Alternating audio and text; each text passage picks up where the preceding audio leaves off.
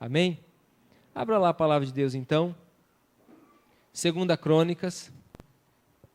E hoje eu quero ministrar sobre a oração que muda uma nação. 2 Crônicas está no Antigo Testamento. Se você não está encontrando, vai lá no índice, vai te ajudar. 2 Crônicas, capítulo 7. Diz assim: Tendo Salomão acabado de orar, desceu fogo do céu e consumiu o holocausto e os sacrifícios, e a glória do Senhor encheu a casa. Olha só, a glória do Senhor encheu a casa. Os sacerdotes não podiam entrar na casa do Senhor, porque a glória do Senhor tinha enchido a casa do Senhor. Todos os filhos de Israel, vendo descer o fogo e a glória do Senhor sobre a casa, se encurvaram com o rosto em terra sobre o pavimento, e adoraram e louvaram o Senhor, porque é bom, porque a sua misericórdia dura para sempre. Vamos lá para o versículo 12. De noite, apareceu o Senhor a Salomão e lhe disse: ouvi a tua oração, e escolhi para mim esse lugar, para a casa do sacrifício. Se eu cerrar os céus de modo que não haja chuva, ou se ordenar os gafanhotos que consumam a terra, ou se enviar a peste entre o meu povo, e se o meu povo, que se chama pelo meu nome, se humilhar e orar e me buscar e se converter dos seus maus caminhos, então eu o ouvirei dos céus e perdoarei os seus pecados e sararei a sua terra. Diga comigo aos seus olhos, fala: eu sou o que a Bíblia diz que eu sou. Eu tenho o que a Bíblia diz que eu tenho. E eu posso o que a Bíblia diz que eu posso. Então, meus irmãos, a nossa oração pode sarar uma nação, pode sarar uma terra, porque nós cremos que a palavra de Deus é a verdade para as nossas vidas. Como eu disse, nós temos vivido um tempo de crise. Crise que começa bem claramente, não começou lá no topo da pirâmide, não. A crise começou aqui, na base. E quando a gente fala em base, tempo atrás ministramos muito sobre família. E não tem como falar disso se não falar de família. Essa crise toda, ela já começou lá na família. Ela começou lá na base da sociedade, que é a família. Hoje a gente estava conversando sobre isso, e a gente estava falando sobre a corrupção, dizendo assim: qual é a diferença, diante de Deus, de uma pessoa que desvia 300 milhões de dólares para uma que desvia 10 reais? Qual que é a diferença? Nenhuma. A consequência aqui é diferente. E talvez, diante de Deus, o peso desse pecado também vai ser diferente, porque afetou mais pessoas. Mas é pecado do mesmo jeito. E o pecado, será condenado. Qual que é a diferença então, meus queridos? De se nós olharmos para a corrupção, e esse é o meu entendimento sobre isso, que não é culpa dos governantes, não. É culpa da sociedade que está afastada do Senhor. A sociedade é corrupta. Porque diariamente tem pessoas querendo levar vantagem, receber propina, ganhar uma gratificação indevida. Não é verdade? Acontece ou não? Ou para cá não acontece? Não é verdade? Olha, me ajuda aí com o cafezinho. Não é assim que falam? Me ajuda aí para... Um dia uma pessoa foi me roubar. Lá em São Paulo, eu estava na rua, indo para casa depois da faculdade, escuro, sozinho, e um cara veio para o meu lado e falei: pronto. Recentemente tinham tentado roubar a Márcia e levar o celular dela, mas daí o bandido olhou o celular dela e falou assim: eu não quero esse negócio, fica com ele. Era o celular antifurto, Esse aí ninguém queria roubar. Nem cor ele tinha, ele era tudo verde, era meio esverdeado, a tela dele. E aí veio o camarada do meu lado, ele não me deu uma voz de roubo, mas ele falou assim: seguinte, me dá uns trocos aí para eu poder comprar uma marmita. Eu falei assim, e o cara, usuário de droga. Eu falei: mas você vai realmente E comecei a dar umas tremidas, né? Você vai realmente comprar uma marmita? Ele sim. Eu falei, não, tudo bem. Né? Eu falei, pronto, na hora que eu tirar a mão da carteira, ele vai meter a mão na minha carteira e pronto. E ajudei ele, ele me roubou de uma maneira diferente, né? Alguém já te roubou assim, de uma maneira diferente? Então, meus irmãos, e às vezes a gente está ensinando, às vezes nós não, mas muitas pessoas estão ensinando os filhos a serem espertos, não é verdade? Ah, malandrinho, né? Sua malandrinha. E já cresce o quê? Com a unção do Sérgio Malandro, querendo enganar todo mundo, passar para trás. Ó, achado não é roubado, quem perdeu é um esculachado, já viu esse ditado? Na minha época de criança era assim. Vai provar o contrário. Então aonde começa? Aonde está deturpado o negócio? Por isso nós temos que orar pela família. Nós temos que orar e clamar pelas nossas vidas. E nós temos que ser diferente. Porque nós servimos a um Deus santo. E se nós queremos realmente uma juventude transformada, se nós queremos realmente uma família sarada, se nós queremos pessoas crescendo com maturidade, porque está faltando maturidade hoje em dia, né? Como eu já tenho falado, pessoas que estão aí com 50 anos achando que é um piazinho de 20, de 20, não? Piazinho de 15. Sabem fazer mais nada da vida, quer só jogar PlayStation, né? E assim por diante. Desrespeito dentro e fora de casa. Não é verdade? Tem crescido isso aí? Pessoas que se desrespeitam, pais que desrespeitam aos seus filhos, filhos que desrespeitam ao seu pai, pais que deixam de cuidar dos seus filhos, que os abandonam, que não assumem as responsabilidades, filhos que abandonam os seus pais. E aí como que a gente vai dizer que vai ter um país transformado? Como que vai ser transformado? Essa é a cabeça dos governantes.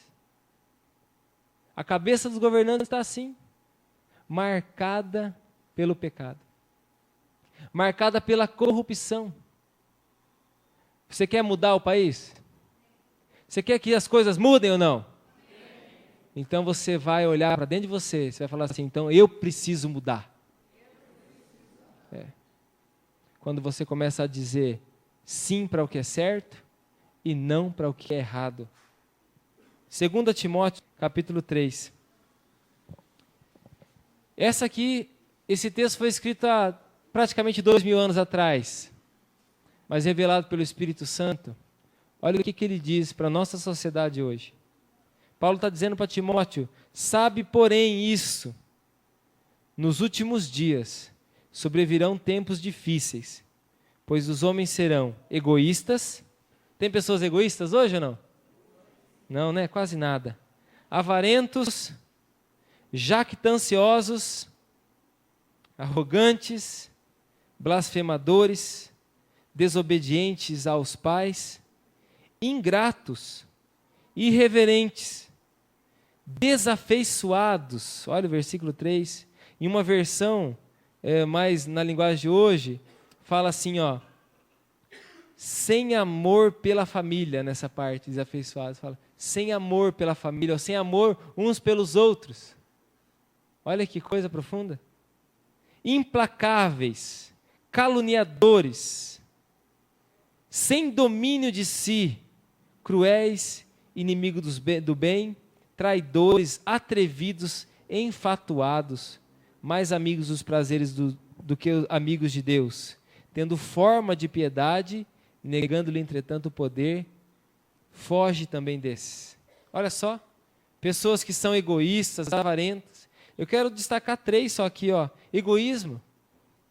Nós estamos vivendo, meu querido, uma sociedade egoísta. Isso está sendo refletido dentro da nossa casa. Às vezes famílias que parece que elas estão disputando, em vez de corroborar, de colaborar um com o outro. Elas estão ali dividindo tudo, mas elas precisam se unir para ser mais forte. E aí filhos crescendo egoístas, né? Nós vemos aí o nosso governante, o que eles estão sendo? Egoístas. Por quê? Eles querem enriquecer-se e deixar o restante na miséria. querem ter muitos milhões de segurança, cuidar das gerações que estão por vir deles, mas garantir a segurança deles e esquecer do restante. Isso é o quê? Falta de amor. Isso se chama egoísmo. Mas nós temos também que ir para a atitude pequenininha de egoísmo. Jesus foi egoísta? Você quer ser como Jesus? Ele não foi egoísta. Ele entregou-se a si mesmo. Ele serviu, ou como a gente diz, ele foi o terceiro, né? Ele serviu as pessoas antes de ser servido. Ele buscou o bem seu antes do bem dele. Diz também que há pessoas que são ingratas. Para mim isso é o desprezo de uma ingratidão. De você fazer algo e você não receber um obrigado. Ou de Deus fazer algo, você orou, Deus abençoou. E a sua gratidão não durou 2 dias. Daí no outro dia você já estava lá reclamando, estava murmurando, ou fez promessas para Deus que ia fazer e acontecer, não cumpriu nenhuma delas. Ingratidão dentro de casa, né? Às vezes, os filhos com os pais, não é verdade?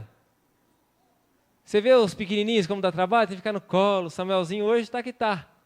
E vai para lá, e vai para cá, e troca, e faz dormir, e fica sem dormir, e dá comida, e compra aquilo outro. E aí cresce, parece que é dono do umbigo, né? Parece que é dono do nariz agora. E ele fala, nossa, meu pai e minha mãe nunca fez nada por mim. Como que não fez nada por você? É o tamanho que você está. Né? Pode ter sim pai e mãe que abandonaram, mas alguém cuidou. Eu estava falando com a Márcia ontem, que até com respeito à adoção, olha como que o inimigo é sujo e trabalha na mente daquela criança. A criança, ela foi deixada por alguém, foi. Mas olha o outro lado, alguém amou ela. Alguém escolheu amar ela. Você está entendendo? E a criança cresce com... Quando ela entender isso, o trauma vai sumir. Porque ela às vezes cresce com um trauma pensando assim, eu fui rejeitada. Não, você foi amada. Porque alguém te amou. Alguém te acolheu. Alguém escolheu você para amar.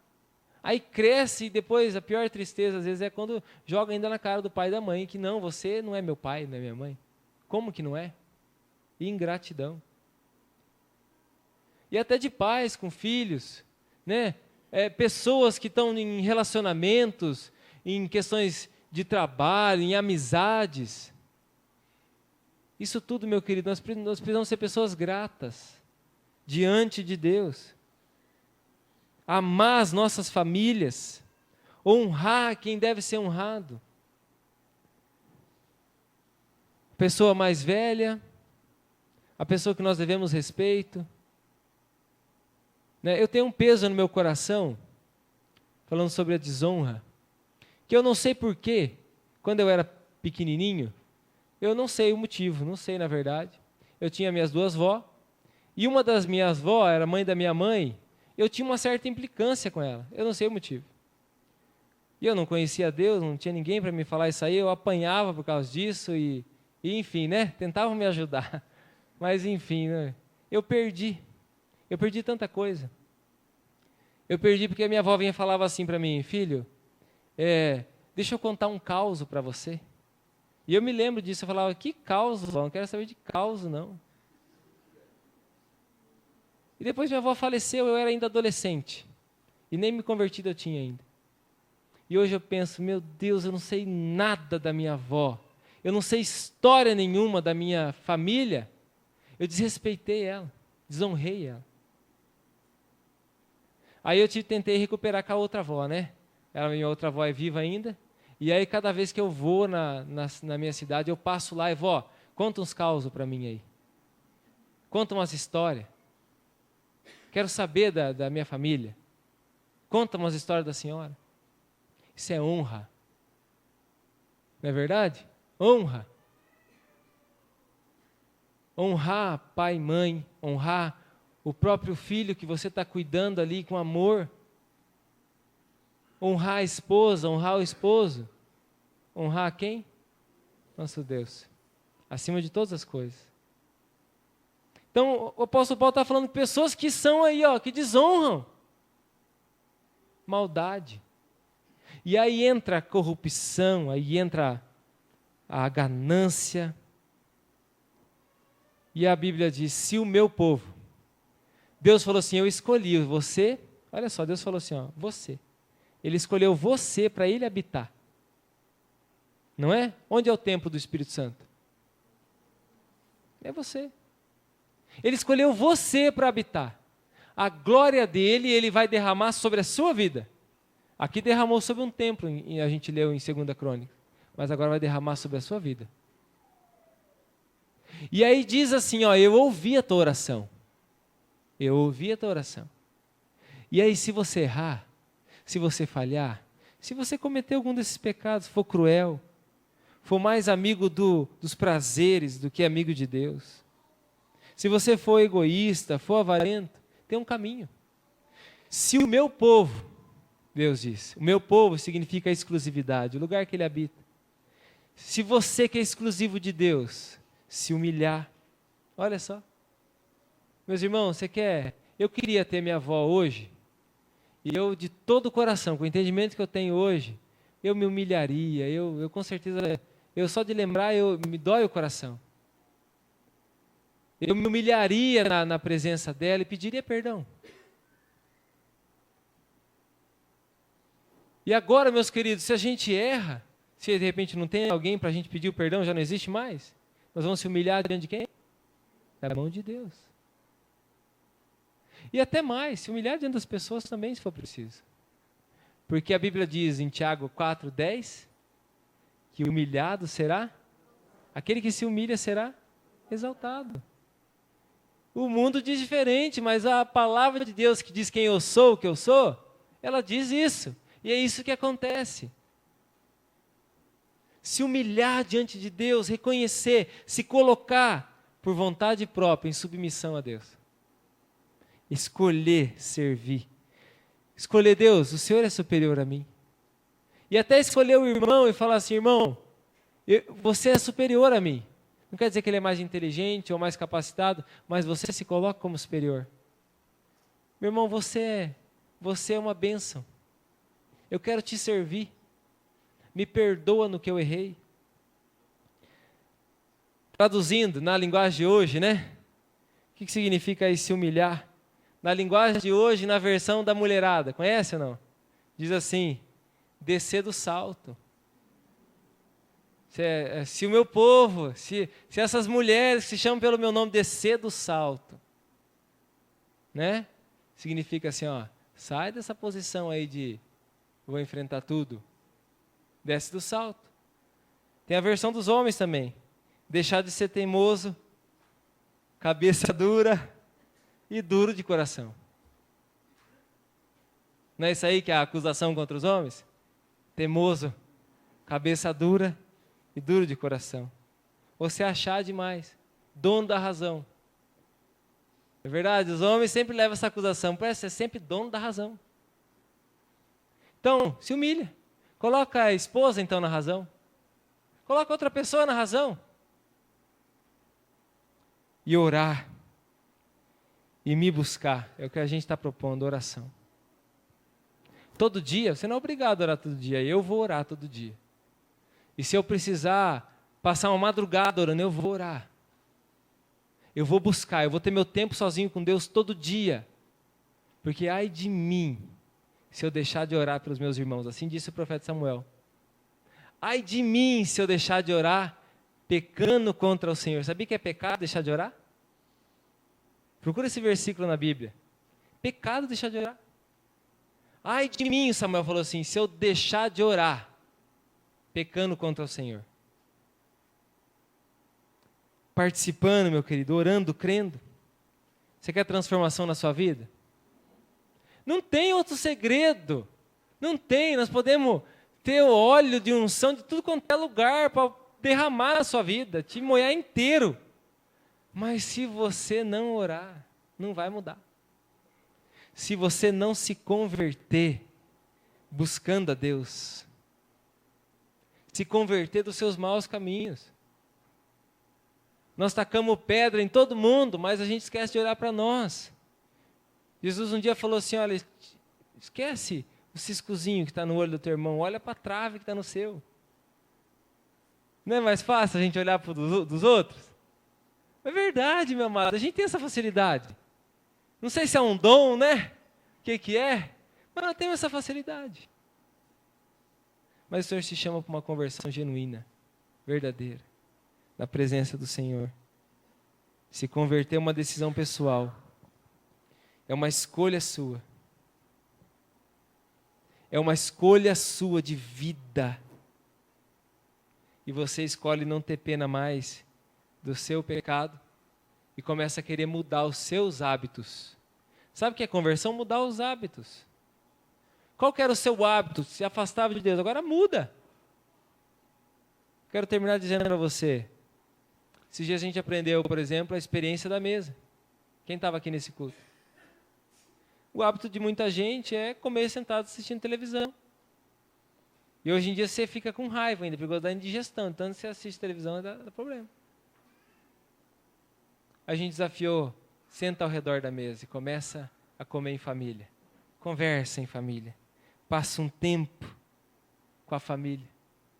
Se você começou a praticar, você começou a ver diferença. Elimina aqueles hábitos que não edificam na sua vida. O que não edifica? Tira fora. Tira aquilo que não é prioridade para você. Que nem o teatrinho da semana passada. Se o seu problema é preguiça, tira a preguiça. Se o seu problema é o computador, tira o computador, rebenta ele no pau. Se é o celular, traz aqui que nós vamos orar para queimar seu celular. Verdade. Tem até uma musiquinha na internet, procura lá. Eu vou orar para queimar teu celular. Coloca esse hino na tua casa, está te atrapalhando de orar? Daí você começa, Senhor, eu quero orar, Senhor Deus, pela minha família. Começa, vrum, vrum. Chegou a mensagem. Então, Senhor, como eu estava te dizendo, Deus, Senhor Deus, me ajuda a cuidar dos meus filhos. Vrum, vrum. Você está com esse problema? Quem está com esse problema aqui, crônico? Vamos fazer uma oração forte, então? Porque eu creio nessa oração. Versículo 15 e 16 diz, 2 Crônicas 7, o 15 e 16, preste atenção. Estarão abertos os meus olhos e atentos os meus ouvidos à oração que se fizer nesse lugar. Porque eu escolhi e santifiquei essa casa, para que nela esteja o meu nome perpetuamente, nela estarão fixos os meus olhos e o meu coração todos os dias. A oração do justo, diz a Bíblia, pode muito nos seus efeitos. Deus pode parar o universo, se for preciso, Ele vai parar. Eu oro até por chuva, dia no aniversário de Samuel, ia chover, eu falei, Senhor, segura a chuva. E vinha a chuvinha, Senhor, segura aquela nuvem ali. O que será que é? Será que eu sou poderoso? Claro que não, meu irmão. O Senhor se agrada daqueles que o servem. E você ora, e se for, também, Senhor, se o Senhor quiser despencar água, despenca, mas eu estou pedindo para o Senhor. Faça a tua vontade.